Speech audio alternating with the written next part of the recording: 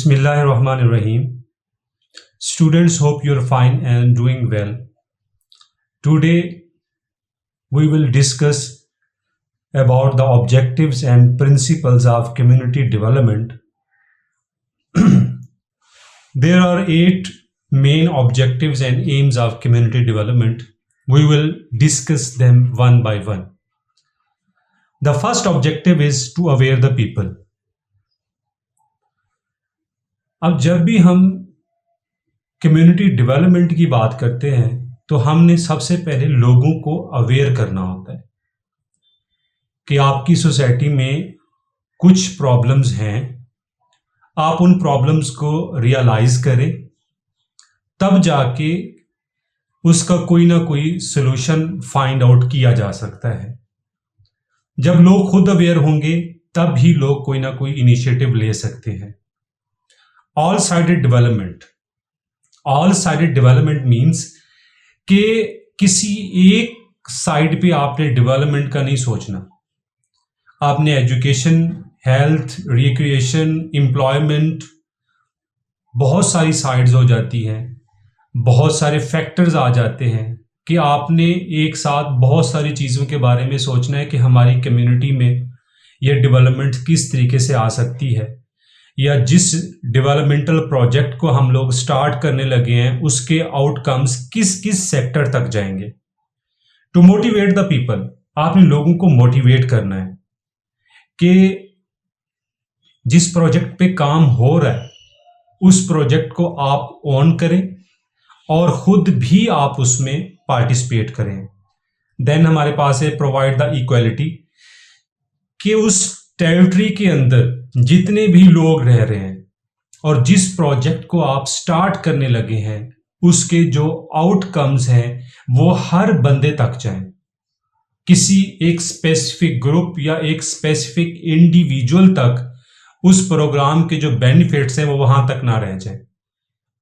उस सोसाइटी का हर बंदा उस प्रोजेक्ट से इक्वली बेनिफिट्स ले सके। Help the people to motivate their selves. अब देखें, आपने लोगों को मोटिवेट करना है, लोगों को आपने इस तरफ लेके आना है कि जब तक आप अपनी इस सिचुएशन को चेंज करने के बारे में नहीं सोचेंगे आपकी सिचुएशन चेंज नहीं होगी।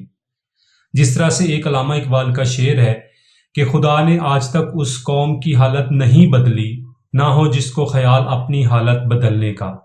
जब आपको अपनी सिचुएशन चेंज करने की ज़रूरत नहीं महसूस होती तो किसी ने आके आपके बारे में क्यों सोचना है। पहले आपको खुद सोचना होगा, तब आपने जाके अपने उस कंफर्ट जोन से जब आप निकलेंगे तब आपने जाके अपनी कम्युनिटी के अंदर डेवलपमेंट के लिए एफर्ट करनी है। चेंज थिंकिंग, जब आप लोगों को मोटिवेट करते हैं, जब आप लोगों को इक्वल अपॉर्चुनिटी प्रोवाइड करते हैं तो लोगों की जो थिंकिंग लेवल है वो चेंज होना स्टार्ट हो जाता है। लेकिन आपने भी लोगों को मोटिवेट करना है कि अपनी थॉट को पॉजिटिव करें। टू ब्रिंग रिफॉर्म्स, जो हमारे पास ट्रेडिशनल, जो पुराने हमारे पास लॉज हैं, कस्टम्स हैं, वैल्यूज हैं, या कोई भी हमारे पास इस तरह की चीज़ें बनी हुई हैं तो हम उसको चेंज करने की कोशिश करते हैं। अगर चेंज नहीं भी करते तो उसमें थोड़ा बहुत आप अल्टर करने की कोशिश करते हैं कि पुराने रिफॉर्म्स, पुराने जो लॉज हैं वो बेनिफिशियल नहीं है, इसमें थोड़ा बहुत आपको चेंज करना पड़ेगा। Social justice is another objective of community development. It provides justice to all type of people. वही बात है कि जिस तरह से ऑल साइडेड डेवलपमेंट की बात हो रही है या प्रोवाइड इक्वालिटी की बात हो रही है तो सोशल जस्टिस भी इसी सिनेरियो में डिस्कस किया जा सकता है कि आपने हर बंदे को एक जस्टिस प्रोवाइड करना है, इक्वल अपॉर्चुनिटी प्रोवाइड करनी है। अब ये तो उसके मेन एम्स एंड ऑब्जेक्टिव्स हैं। तो जब हम फिलॉसफी ऑफ कम्युनिटी डेवलपमेंट की बात करते हैं तो आपका कॉन्सेप्ट क्लियर हो जाना चाहिए कि इसकी फिलॉसफी यही है कि आपने कम्युनिटी के अंदर जितनी भी प्रॉब्लम्स हैं उनको सॉल्व करना है। उसको सॉल्व करने के लिए आपने लोगों के अंदर to create the interest, to motivate the people to participate in collective work for the community development, कि जो community development काम हो रहा है उसमें आपने एक साथ effort लगानी है, एक collective work करना है। और थर्ड और जो मेन इंपॉर्टेंट हमारे पास इसकी फिलॉसफी का पॉइंट है वो है फेल्ट नीड्स, कि लोगों को जिस चीज की जरूरत है आपने सबसे पहले उस तरफ काम करना है। अगर लोगों को लगता है कि उन्होंने अपने जो इकोनॉमिक सिस्टम है उसको चेंज करना है तो आप उसकी तरफ आते हैं। अगर लोगों को लगता है कि आपने एजुकेशन सेक्टर की तरफ आना है या हेल्थ सेक्टर की तरफ आना है, उसमें कुछ चेंजेस, कुछ रिफॉर्म्स करने की जरूरत है, कोई रेवोल्यूशन लाने की जरूरत है, तो लोगों को आप इस तरफ मोटिवेट करते हैं कि भाई आपकी फेल्ट नीड्स क्या है। जो लोग कहते हैं उसके मुताबिक एक कम्युनिटी जो वर्कर होता है वो काम करता है और उस सिनेरियो में लोगों को लेके जाता है। तो इस तरह से हम देखते हैं कि कम्युनिटी डेवलपमेंट एक ट्रेडिशनल वे ऑफ लिविंग नहीं है बल्कि एक प्रोग्रेसिव वे ऑफ लिविंग है, जिसमें आप कम्युनिटी के रिसोर्सेज को और उसकी जो कम्युनिटी की कैपेसिटी है उसको आप देखते हुए, उसको आप यूज करते हुए जो करंट सिचुएशन होती है किसी भी कम्युनिटी की, आप उसको चेंज करने की कोशिश करते हैं। और नेक्स्ट हमारे पास है principles of community development. Community development के जो प्रिंसिपल है इसमें हमारे पास जो फर्स्ट पॉइंट है वो है acceptance of community.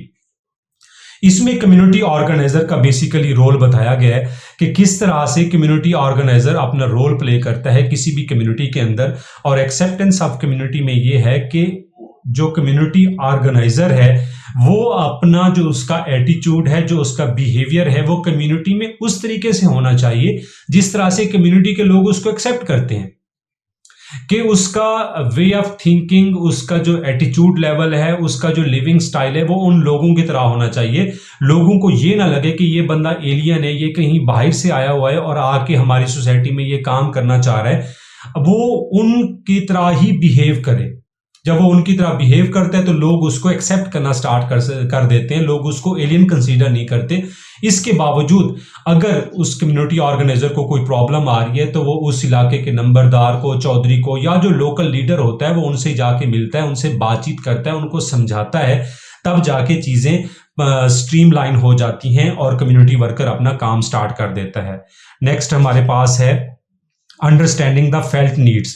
Understanding the felt needs and resources, ये वही बात होगी जो हमने फिलॉसफी में थर्ड पॉइंट को डिस्कस किया था कि कम्युनिटी वर्कर क्या करता है, उस सोसाइटी को डीपली ऑब्जर्व करता है, उसके बाद वो जाके देखता है कि लोगों की बेसिक जरूरत क्या है, फिर वो लोगों से बातचीत करता है, बातचीत करने के बाद वो किसी न किसी एक कंक्लूजन की तरफ जाता है कि नहीं ये लोगों की फर्स्ट प्रेफरेंस है या फर्स्ट नीड है, उसके बाद वो उस पर काम करना स्टार्ट करता है। इंडिविजुअलाइजेशन में ये है कि community worker try to identify the problems faced by some individuals and groups and should repair social plans and programs for them to make them participate with other groups और individual of the community. कि इसमें ये होता है कि individual community worker ये देखता है कि एक प्रॉब्लम है जो कि एक इंडिविजुअल भी फेस कर रहा है, कुछ सोशल ग्रुप्स भी फेस कर रहे हैं, फिर वो क्या करता है कि लोगों के साथ बातचीत करता है, बाकी ग्रुप्स को एक साथ इकट्ठा करता है, बाकी कम्युनिटी के लोगों को इकट्ठा करता है, लोग एक साथ मिलकर बैठते हैं और अगर जो प्रॉब्लम होती है तो उसका कोई ना कोई सोल्यूशन आ जाता है, क्योंकि वो कुछ प्लान कर रहा होता है, कुछ चीजें फ्रेमवर्क बना रहा होता है जो कम्युनिटी ऑर्गेनाइजर होता है। सेल्फ डिटर्मिनेशन में क्या है कि determine there needs and problems and resources etcetera their own and should also give plans for their solution. उसमें क्या होता है कि कम्युनिटी वर्कर बेसिकली अपने जो व्यूज हैं, जो अपना डिसीजन है वो इंपोज नहीं करता कम्युनिटी के ऊपर, बल्कि लोगों से पूछता है, लोगों को फुल फ्रीडम देता है और लोगों को बात करने का मौका दिया जाता है। लोग खुद से बताते हैं कि हमारी ये प्रॉब्लम्स हैं और उनका ये सॉल्यूशन इस तरीके से हो सकता है। Freedom with in limits. अब यहाँ पे क्या है कि कम्युनिटी जो वर्कर है या जो ऑर्गेनाइजर है वो फुल फ्रीडम उस कम्युनिटी के लोगों को नहीं दे सकता, क्योंकि जब आप किसी कम्युनिटी के अंदर लोगों को फुल फ्रीडम दे देते हैं तो सम टाइम्स जो प्लान्स होते हैं, जो प्रोजेक्ट्स होते हैं वो फ्लॉप हो जाते हैं, क्योंकि लोग फिर थोड़ा स्पेसिफिक हो जाते हैं, वो अपने बारे में सोचना स्टार्ट कर देते हैं। तो कम्युनिटी वर्कर उनको फ्रीडम तो देता है लेकिन विद इन लिमिट्स, कि at the end decision community organiser खुद से लेता है, लेकिन लोगों से मशवरा करके। एम्पथी नॉट सिंपैथी, इसमें यह है कि कम्युनिटी वर्कर नॉन जजमेंटल होता है, वो बिल्कुल अनबाइस्ड होकर डिसीजन लेता है, अनबाइस्ड होकर वो रिसर्च करता है। अगर वो बाइस्ड हो जाएगा या वो अपनी जो उसकी थॉट्स हैं, जो उसकी अपनी फीलिंग्स हैं, अगर वो उस प्रोजेक्ट में शामिल कर देता है, तो हो सकता है कि उस प्रोजेक्ट के उस तरीके से आउटपुट्स ना आए और उस कम्युनिटी को उस तरीके से बेनिफिट्स भी ना मिले।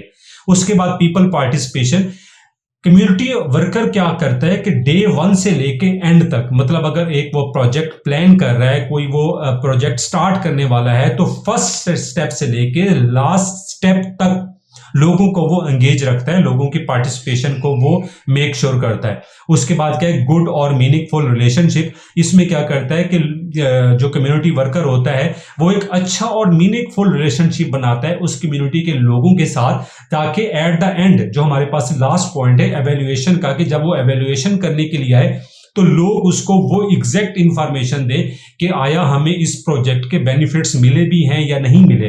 तो उस चीज के लिए, चीज को एवेल्युएट करने के लिए एक अच्छा और मीनिंगफुल रिलेशनशिप का होना बहुत जरूरी है। मोबिलाइजेशन में क्या होता है, मोबिलाइजेशन में जो कम्युनिटी वर्कर होता है वो हमेशा के लिए तो उस कम्युनिटी में नहीं रहता, तो वो क्या करता है कि जो लोकल टैलेंट होता है, जो उसको वो एक्सप्लोर करने की कोशिश करता है। उसमें क्या होता है कि ताकि मेरे जाने के बाद जो लोकल लोग हैं वो इस प्रोजेक्ट को कंटिन्यू रखें या इसका मतलब इसकी स्टेबिलिटी की तरफ थोड़ी बहुत तवज्जो दें।